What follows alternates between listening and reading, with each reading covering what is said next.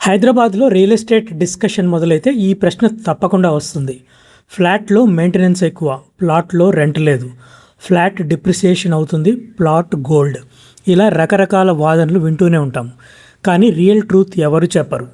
ఈ వీడియోలో ఎమోషన్స్ కాదు, బిల్డర్ స్టోరీస్ కాదు, నంబర్స్ ప్లస్ గ్రౌండ్ రియాలిటీ చెప్తాను. వీడియో ఎండ్ వరకు చూస్తే మీకు క్లియర్ ఆన్సర్ దొరుకుతుంది. మీ సిచ్యువేషన్కి ఫ్లాట్ బెటరా లేక ప్లాట్ బెటరా అని. Hello friends, welcome to Venhar reality. ఈ వీడియోలో 4 పార్ట్స్ ఉంటాయి. ఫస్ట్ది rental income, flat versus plot. సెకండ్ది appreciation, short term and long term. థర్డ్ది రిస్క్ అండ్ లిక్విడిటీ, ఎవరు త్వరగా అమ్ముకోగలరు. ఫోర్త్ అండ్ ఫైనల్ది who should buy what, final decision guide. First మొదటి పార్ట్ చూద్దాం. ఇది చాలా క్రిటికల్. Rental income. నెల నెల మీ బ్యాంకులో డబ్బులు రావాలా వద్దా? ఒక స్ట్రైట్ ఫ్యాక్ట్ చెప్తా. Rental income equal to flat territory. ఇది ఫ్లాట్కు లేని అతిపెద్ద అడ్వాంటేజ్. ఎందుకు? Immediate rent. ఫ్లాట్ కొన్న మరుసటి రోజు నుంచి అద్దెకి ఇవ్వచ్చు. డబ్బు వెంటనే రావడం మొదలవుతుంది. ఈఎంఐ పార్షియల్లీ కవర్ అవుతుంది. మీరు లోన్ తీసుకొని ఫ్లాట్ కొంటే వచ్చే అద్దెతో కొంత ఈఎంఐని తగ్గించుకోవచ్చు. మీ జోబులోంచి వెళ్ళే డబ్బు తగ్గుతుంది. Next bachelor plus family demand. ఏ ఫ్లాట్కైనా టెనెంట్స్ దొరకడం పెద్ద ప్రాబ్లం కాదు, ముఖ్యంగా మంచి లొకేషన్లో ఉంటే. Next predictable cash flow. ప్రతి నెల ఒక నిర్దిష్ట మొత్తం మీ ఖాతాలో పడుతుందనే నమ్మకం మీకు ఉంటుంది.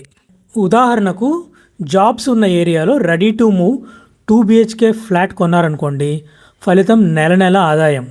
ప్రాపర్టీ సెల్ఫ్ సస్టైనింగ్ అయిపోతుంది. ఫ్లాట్లో ప్రాబ్లం ఏంటి? ఫస్ట్ది మెయింటెనెన్స్. ప్రతి నెల మెయింటెనెన్స్ ఛార్జెస్ కట్టాల్సిందే. నెక్స్ట్ది ఏజింగ్ బిల్డింగ్. 20-25 ఏళ్ల తర్వాత బిల్డింగ్ పాతబడిపోతుంది. రిపేర్లు, రెనోవేషన్ ఖర్చులు పెరుగుతాయి.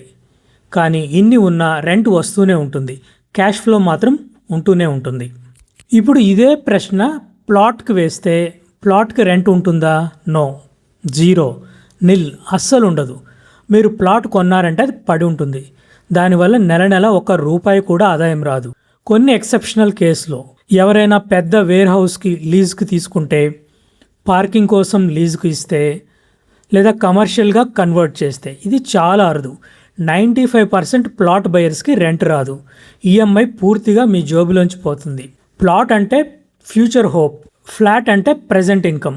ఇది చాలా క్లియర్గా అర్థం చేసుకోవాలి. నెక్స్ట్ రెండో పార్ట్, అప్రిసియేషన్. డబ్బు ఎవరికి ఎక్కువగా పెరుగుతుంది, లాంగ్ టర్మ్లో ఎవరు గెలుస్తారు? Plot appreciation slow start, big finish. Long టర్మ్లో అప్రిసియేషన్ కింగ్ ఎవరు అంటే నిస్సందేహంగా ప్లాట్ అని చెప్పవచ్చు. ఎందుకు? ల్యాండ్ ఫైనైట్, భూమి తరగనిది, దాని సరఫరా పెరగదు. డిమాండ్ పెరిగే కొద్దీ భూమి విలువ పెరుగుతూనే ఉంటుంది. సిటీ గ్రో అవుతున్న కొద్దీ భూమి కోసం డిమాండ్ పెరుగుతూనే ఉంటుంది. ప్లాట్ విలువకు దాని మీద ఏమైనా కట్టారా లేదా అన్న దాంతో సంబంధం లేదు. అది ప్యూర్ ల్యాండ్ వాల్యూ. 20 ఏళ్ళ తర్వాత ఏమవుతుంది? ఫ్లాట్ విలువ నిలిచిపోవచ్చు లేదా తగ్గవచ్చు. కానీ ప్లాట్ విలువ మాత్రం రెట్టింపు అవుతుంది, 3 అవుతుంది. ఇదే ప్లాట్ యొక్క రియాలిటీ. కానీ గుర్తుంచుకోండి, అప్రిసియేషన్కి చాలా టైం పడుతుంది. ఇమీడియట్ గెయిన్స్ ఇక్కడ లభించవు. ఓపిక చాలా ముఖ్యం. Flat appreciation fast start, slow afterwards. Flat appreciation ఎలా ఉంటుంది? ఇనీషియల్ 5 to 7 ఇయర్స్లో మంచి గ్రోత్ ఉంటుంది. కొత్త ప్రాజెక్ట్, కొత్త ఇన్ఫ్రా, లొకేషన్ డెవలప్మెంట్, ఇవన్నీ ఫ్లాట్ ధరను మొదట్లో వేగంగా పెంచుతాయి. Next infra announcement Boost. Metro వస్తుంది, ఫ్లైఓవర్ వస్తుంది అనే వార్తలు ఫ్లాట్ ధరను తక్షణమే పెంచేస్తాయి. కానీ 15 ఇయర్స్ తర్వాత స్లో డౌన్ మొదలవుతుంది. బిల్డింగ్ పాతబడిపోయిన తర్వాత ధర పెరుగుదల చాలా తగ్గిపోతుంది. ఇప్పుడు ఫ్లాట్ వాల్యూ బ్రేక్ డౌన్ చూద్దాం. ఫ్లాట్ విలువలో 2 భాగాలు ఉంటాయి, land share plus building value. Building value depreciate అవుతూ ఉంటుంది. కాబట్టి ఫ్లాట్లో షార్ట్ టర్మ్ అప్రిసియేషన్ ఓకే, కానీ లాంగ్ టర్మ్లో ఇది లిమిటెడ్. కానీ మంచి ఏరియాలో ఉంటే, ల్యాండ్ వాల్యూ ఎక్కువ ఉంటే, ల్యాండ్ షేర్ వల్ల మీకు లాభం అనేది జరుగుతుంది. నెక్స్ట్ థర్డ్ పార్ట్ చూద్దాం, లిక్విడిటీ మరియు రిస్క్. అంటే తక్షణం డబ్బు అవసరమైతే దేన్ని త్వరగా అమ్ముకోగలం. ఫ్లాట్ త్వరగా అమ్ముడవుతుంది, ప్లాట్ అమ్మడానికి టైం పడుతుంది. ఎందుకు? ఎండ్ యూజర్స్ ఫ్లాట్కే ఎక్కువ. సొంతంగా ఇంట్లో ఉండాలనుకునే వాళ్ళు, రెంటల్కి తీసుకునే వాళ్ళందరూ ఫ్లాట్నే చూస్తారు. కొనుగోలుదారులు ఎక్కువ. ప్లాట్ బయర్స్ లిమిటెడ్గా ఉంటారు. ప్లాట్ కొనేవాళ్ళు సాధారణంగా ఇన్వెస్టర్స్ లేదా పెద్దగా ఇల్లు కట్టుకునే వాళ్ళు మాత్రమే. Next legal clarity. ప్లాట్ విషయంలో డాక్యుమెంటేషన్ ఎంత క్లియర్గా ఉందనేది చాలా ముఖ్యం. కొంచెం సందేహాలున్నా అమ్మడం కష్టమవుతుంది. ఎమర్జెన్సీ సేల్ కోసం ఏది అడ్వాంటేజ్?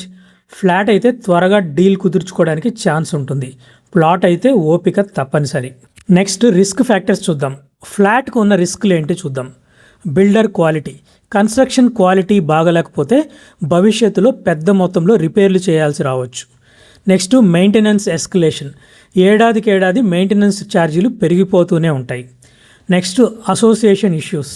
గేటెడ్ కమ్యూనిటీలో అపార్ట్మెంట్ అసోసియేషన్తో విభేదాలు, నిబంధనలు ఇవన్నీ ఇబ్బంది పెట్టచ్చు. ప్లాట్కు ఉన్న రిస్క్లు ఏంటి?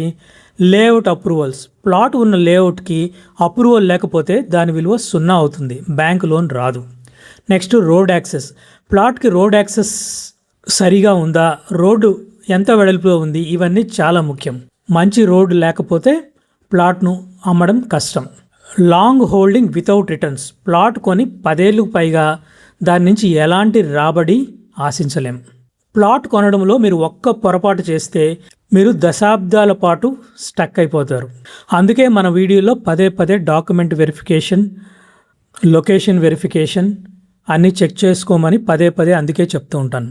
ఇప్పుడు చివరి పార్ట్, ఇది చాలా క్రిటికల్. ఈ ఇన్ఫర్మేషన్ తర్వాత మీరు ఏం కొనాలో నిర్ణయించుకోవచ్చు. మీరు ఫ్లాట్ కొనాలి అనుకుంటే ఈ 5 కండిషన్స్ అప్లై అయితే కొనొచ్చు. మొదటిది నెల ఆదాయం కావాల్సిన వాళ్ళు. మీకు రెంటల్ ఇన్కమ్ ప్రధాన లక్ష్యం అయితే ఫ్లాట్ తప్ప మరో ఆప్షన్ లేదు. రెండోది ఈఎంఐ సపోర్ట్ అవ్వాలనుకునే వాళ్ళు. లోన్ తీసుకొని వచ్చే రెంట్తో ఈఎంఐ తగ్గించుకోవాలనుకునే వాళ్ళు. థర్డ్ది ఫస్ట్ టైం బయర్స్. మీరు మొదటిసారి ఇల్లు కొంటున్నట్లయితే ఫ్లాట్తో మొదలు పెట్టడం సేఫ్. నాలుగోది వర్కింగ్ ప్రొఫెషనల్స్. ఉద్యోగం చేస్తూ వెంటనే ఇంటి సౌకర్యం కావాల్సిన వాళ్ళు. Fifth condition loan dependent buyers. Bank loan తప్పనిసరిగా తీసుకోవాల్సిన వాళ్ళు. ఫ్లాట్కి లోన్ త్వరగా వస్తుంది. Flat is equal to income tool. మీరు ఫ్లాట్ కొనాలి అనుకుంటే ఈ కండిషన్స్ సాటిస్ఫై అయితే కొనండి. ఫస్ట్ది ఈఎంఐ ప్రెషర్ లేని వాళ్ళు. మీరు నగదుతో కొనేంత స్తోమత ఉన్న వాళ్ళై ఉండి లేదా ఈఎంఐ మీ జేబుకు పెద్ద భారం కాదు అనుకుంటే మీరు ప్లాట్ కొనొచ్చు. Next long term holding power ఉన్నవాళ్ళు. కనీసం 10 నుంచి 15 ఏళ్ళు ఓపిక్గా ఎదురు చూడగలిగే వాళ్ళు ప్లాట్కు వెళ్ళొచ్చు. నెక్స్ట్ది మార్కెట్లో హెచ్చుతగ్గులు చూసి కంగారు పడని, నిర్దాక్షిణ్యంగా ఓపిక పట్టగలిగే వాళ్ళు ప్లాట్ కొనొచ్చు. లాస్ట్ది డాక్యుమెంట్లు పూర్తిగా క్లియర్గా అన్నీ నిర్ధారించుకున్న తర్వాత మాత్రమే ప్లాట్ కొనాలి. ప్లాట్ అనేది వెల్త్ క్రియేషన్ టూల్. ఇప్పుడు అన్నీ క్లియర్ అయ్యాక ఒక పెద్ద మిత్ని బ్రేక్ చేద్దాం. బిగ్గెస్ట్ మిత్ ఏంటంటే plot always better. Plot always better. Plot ఎప్పుడూ మంచిదే. ఇది పూర్తిగా తప్పు. రాంగ్. ప్లాట్ గుడ్ ఫ్లాట్ కంటే ఎప్పుడూ బ్యాడ్. ఒక మంచి లొకేషన్లో ఉన్న ఫ్లాట్ డాక్యుమెంటేషన్ సరిగ్గా లేని దూరపు ప్లాట్ కంటే 100 రెట్లు మంచిది. రైట్ అసెట్ కొనడం మాత్రమే కాదు, రైట్ టైమింగ్, రైట్ పర్పస్ ఇవన్నీ కలిస్తేనే నిజమైన ఇన్వెస్ట్మెంట్. ఇప్పుడు ఫ్లాట్ వర్సెస్ ప్లాట్ డిబేట్లో విజేత ఎవరూ లేరు. విజేత మీ గోల్, మీ లక్ష్యం ఏంటి, అదే విజేత. మీకు నెల క్యాష్ ఫ్లో కావాలా? ఫ్లాట్ తీసుకోండి. మీరు నెక్స్ట్ తరానికి సంపదను కూడబెట్టాలనుకుంటున్నారా? ప్లాట్ కొనండి. స్మార్ట్ ఇన్వెస్టర్స్ ఎప్పుడూ ఒకేదాన్ని పట్టుకొని కూర్చోరు. ఫ్లాట్తో ఇన్కమ్, ఫ్లాట్తో వెల్త్ రెండూ క్రియేట్ చేసుకుంటారు. రియల్ ఎస్టేట్లో సక్సెస్ అంటే ఎమోషనల్ డెసిషన్ కాదు, అది స్ట్రాటజిక్ క్లారిటీ. ఈ వీడియో మీకు యూజ్ఫుల్ అనిపిస్తే లైక్ చేయండి. అలానే మీ ఫ్రెండ్స్ అండ్ ఫ్యామిలీకి యూజ్ఫుల్ అవుతుంది అనుకుంటే వారికి ఈ వీడియోను షేర్ చేయండి. ఇప్పటివరకు మీరు వెన్హర్ రియాలిటీ ఛానల్ను సబ్స్క్రైబ్ చేసుకున్నట్లయితే ప్లీజ్ కన్సిడర్ సబ్స్క్రైబింగ్. మరొక ఇంట్రెస్టింగ్ వీడియోతో నెక్స్ట్ వీడియోలో మళ్ళీ కలుద్దాం. అంతవరకు టేక్ కేర్. వీడియో చివరి వరకు చూసినందుకు థ్యాంక్ యూ.